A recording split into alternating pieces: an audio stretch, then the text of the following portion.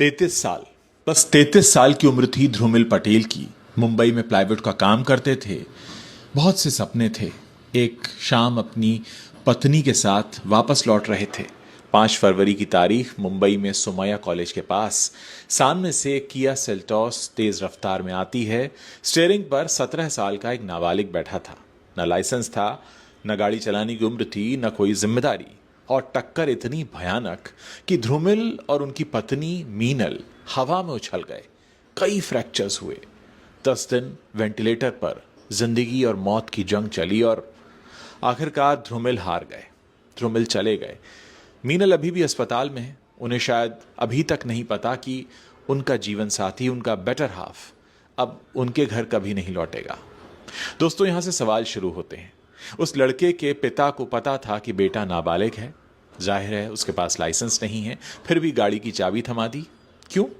क्या इसके लिए कोई कानून नहीं है, कोई नियम नहीं है?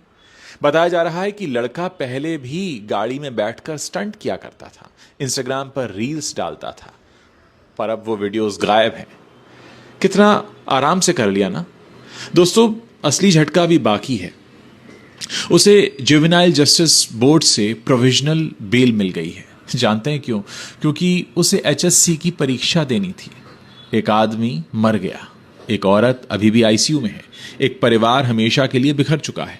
लेकिन सिस्टम को चिंता है उस नाबालिग के एग्जाम की। क्या 12वीं की मार्कशीट इंसान की जिंदगी से ज्यादा कीमती है? पहले पुणे पोर्शे केस, जिसमें निबंध लिखने को दिया। दिल्ली स्कॉर्पियो केस, एग्जाम दे दो। अब मुंबई का किया केस, परीक्षा देनी है। क्या अमीर बच्चों के लिए एग्जाम नया get out of jail free card बन गया है?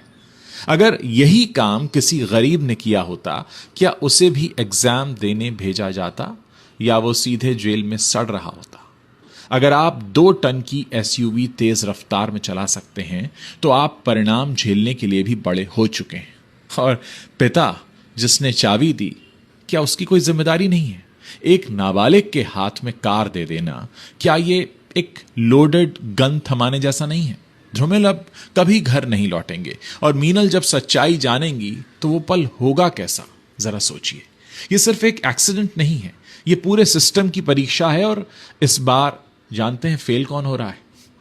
अगर आवाज नहीं उठेगी तो अगला नाम किसी का भी हो सकता है। पैसे और एग्जाम इस सच्चाई को दबा नहीं सकते।